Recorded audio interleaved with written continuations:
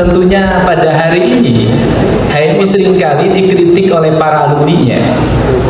Menurut saya tidak usah dikritik, karena memang jangan membandingkan HMI tahun 60 ada isu besar tentang komunisme, jangan membandingkan HMI tahun 70 ada pemahaman tentang keislaman yang masih sangat dangkal, ada pemahaman tentang Pancasila yang masih sangat dangkal, ada pemahaman tentang sebuah rejim yang pada waktu itu dihadapi oleh HMI sehingga demokratisasi tidak berkembang. Tetapi kalau bicara HMI hari ini sulit mengidentifikasi diri. Kenapa sulit mengidentifikasi diri? Karena hampir seluruh problem bangsa semua orang bisa bicara. Ketika ngomong demonstrasi dulu jarang dilakukan, hari ini tukang beca bisa berdemonstrasi. Ketika ngomong kritis terhadap negara, hari ini hampir semua orang kritis. Dan tidak usah nulis di koran, cukup nulis di Twitter. Sehingga presiden kita sangat takut sama Twitter hari ini. Kemudian jangan juga bicara persoalan pemikiran keislaman dari mulai yang radikal sampai yang demokratis sudah sangat berkembang. Nah, sehingga kalau kita bicara HMI pasti kita bicara pemikir kita Cak Nur. Ada beberapa pemikiran Cak Nur itu yang belum selesai diimplementasikan, kemudian menjadi sebuah nilai yang harus berkembang. Cak Nur bicara tentang Islam, doktrin dan peradaban. Cak Nur bicara tentang keislaman, kemodernan, tetapi keindonesiaannya belum selesai. Kalau bicara Islam kemodernan, hari ini hampir semua orang memahami tentang Islam kemodernan, cara berpikirnya, cara bersikapnya. Tetapi ketika bicara keindonesiaan ini yang belum selesai. Kenapa belum selesai? Karena pada hari ini ada sebuah dogma yang berkembang dalam cara berpikir kita Islam kita, bahwa Islam itu akan kalah kalau kita menjadi Arab. Nah, kalau Islam akan kapah kalau kita menjadi Arab, maka Allah salah mentakdirkan kita menjadi orang Sunda, salah mentakdirkan kita menjadi orang Jawa, salah mentakdirkan kita menjadi orang Bugis Makassar, orang Kalimantan, orang Sumatera, orang Papua, sehingga kita tidak bisa lagi menjadi kafah. Nah, kalau dalam konteks itu, maka konteks keislaman itu bukan pada aspek simbolisasi, tapi konteks keislaman itu pada penyerahan diri. Ketika bicara pada penyerahan diri, ya, kalau bicara penyerahan diri, maka saya katakan, maka orang Sundalah yang paling Islam. Kenapa? Karena orang Sundalah yang paling menyerah. Tidak ada yang menyerahkan seperti orang Sunda, kegeser nyakeun bae geus takdirna. Direbut orang keun bae geus takdirna.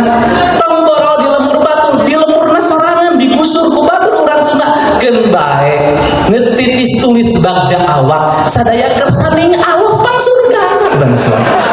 Nah, tetapi apakah fatalisme penyerahan diri itu kemudian harus menjadi merek?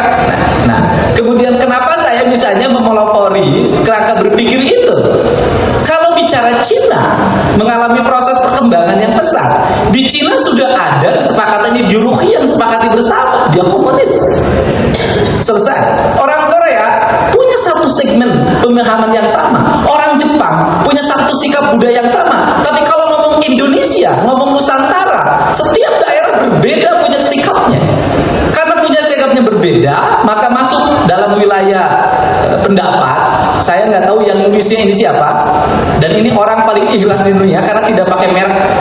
Ciri sabumi cara sadesa, jawadah tutung biritna sacarana lain tepat sejen igel.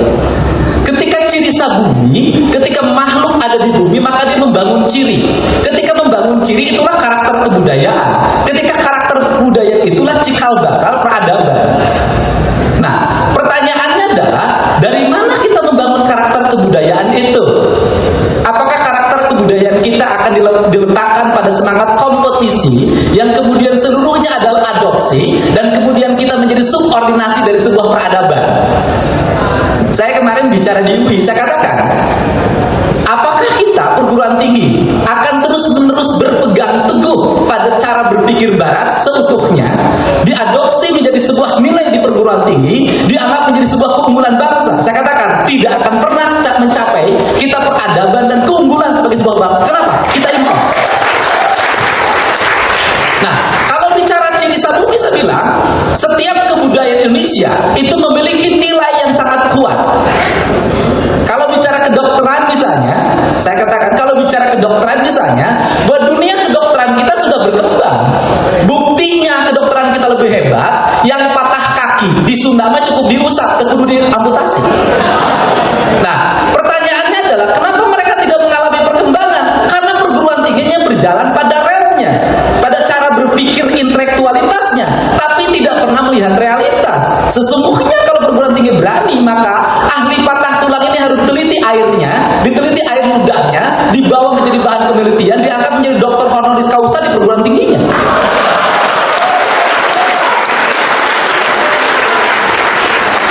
Dan kalau ngomong Cina berhasil mewujudkan itu. Kalau Kang Ferry sakit badan, walaupun menteri, saya yakin Kang Ferry tidak akan cari dokter, pasti cari tukang urut.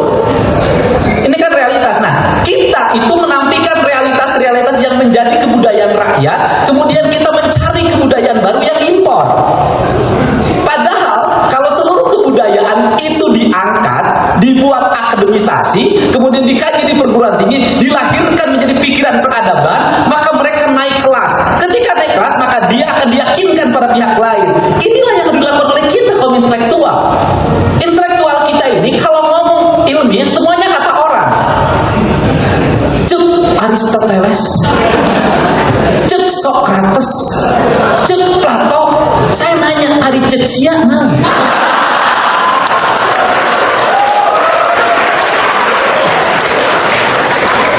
Kalau ilmu itu kata orang, saya bilang Aristoteles bisa membangun peradaban, dia di sana.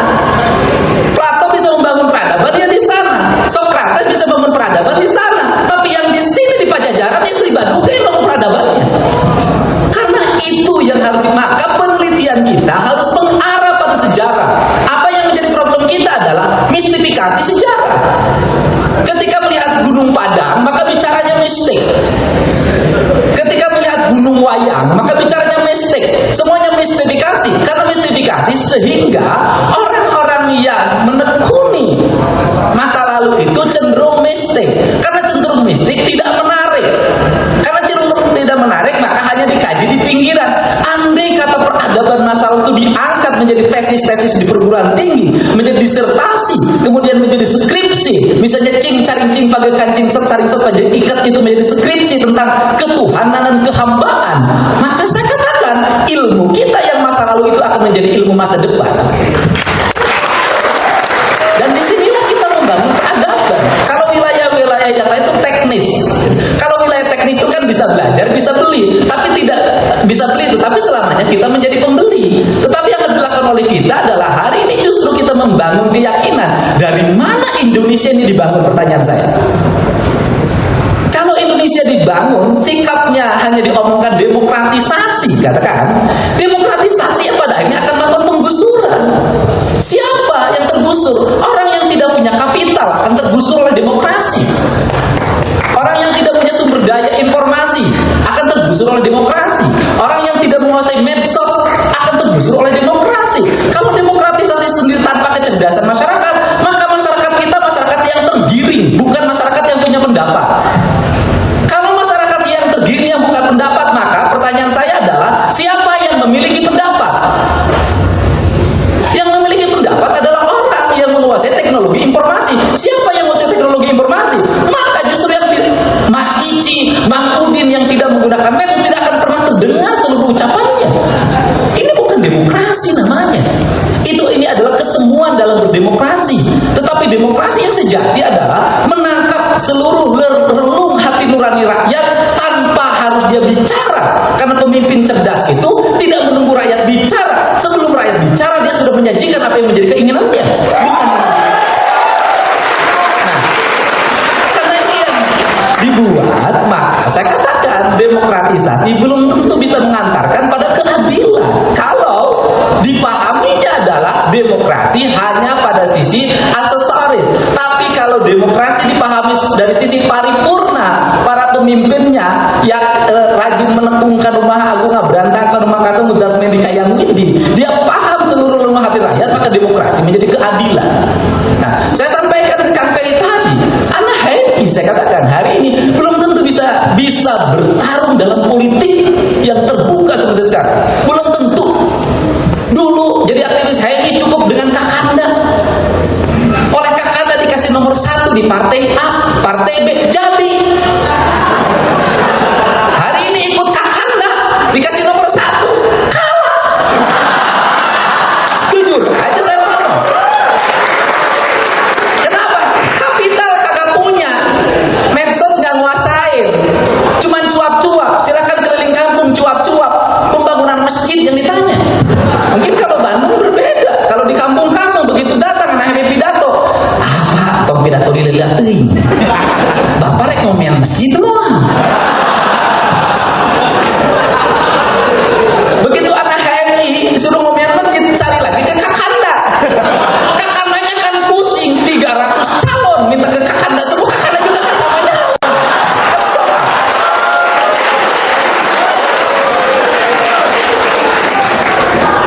Ini kan soal, sehingga saya ngomong kan, saya bilang undang-undang tentang pemilu itu nanti nggak boleh lagi dapil yang terlalu luas, kasihan anak-anak HMI ini.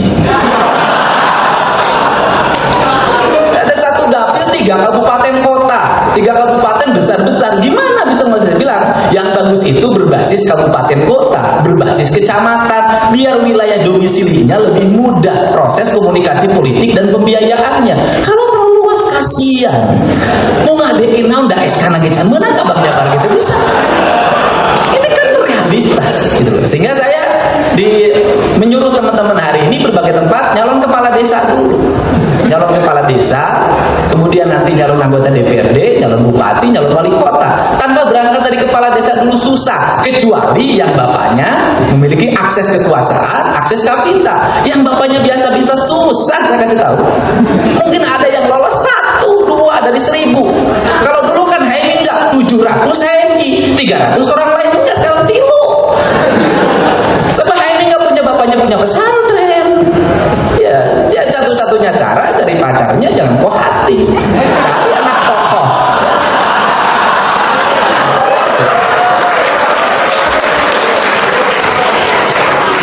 Gak cantik-cantik amat gak ada masalah. Yang penting bisa mengantarkan jadi politisi ternama itu. Ya kalau pengen cari yang cantik kan nanti bisa nambah kalau diizinkan. Nah ini kan problem gitu loh. Ini problem kita. Nah sehingga saya punya pandangan, kalau Pak Wali kan sangat hati-hati menyampaikannya. Karena Pak Wali kan politisi Bandung santun. Kalau saya kan bagian diri saya adalah Pantura, jadi agak terbuka sedikit. Sehingga ketika melihat misalnya hari ini undang-undang pilkada, saya termasuk punya pemahaman undang-undang pilkada tidak boleh diputuskan dalam satu kerangka berpikir. Karena Indonesia ini tidak boleh diputuskan dalam satu kerangka berpikir. Indonesia harus diputuskan dari berbagai kerangka berpikir. Sehingga dalam pemahaman saya undang-undang pilkada itu membuat ruang yang langsung, membuat ruang yang tidak langsung, dan membuat ruang yang ditunjuk. Yang langsung bagaimana? Mereka yang sudah mengalami kemapanan demokrasi, masyarakatnya sudah cerdas, daerah-daerahnya tidak ada konflik, kemudian tidak rawan money politik, maka itu langsung. Yang tidak langsung yang masih ada sedikit rentan. Yang perlu ditunjuk daerah yang dipimpin beberapa kali oleh bupatinya sudah demokrasi tidak mengalami perkembangan. Ditunjuk cari wali kota berhasil, bupati berhasil, suruh tugas membangun daerah itu agar cepat. Karena makna demokrasi adalah keadilan.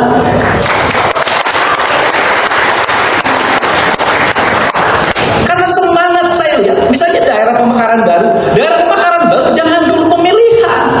Karena begitu pemilihan, si tokoh yang menjadi pelopor pemilihannya tidak terpilih, malah lagi bikin pemekaran yang baru lagi. Tetapi pemekaran baru ditunjuk saja orang yang bisa bekerja cepat, melakukan perubahan-perubahan dalam waktu cepat, baru ada pemilihan. Indonesia dipahami jangan oleh Jakarta, karena Jakarta sampai hari ini belum bisa memperlihatkan peradaban yang sebenarnya. Jakarta, karena Jakarta nggak punya peradaban. Bandung. Berguru sama Bandung. Nah, ini yang dimaksud. Nah, tetapi Bandung juga jangan sampai tergusur juga peradabannya nanti. Nah, ini yang dimaksud. Sehingga saya katakan pada akhirnya dari mana HMI harus memulai? HMI itu harus merubah dari watak ormas menjadi watak wilayah.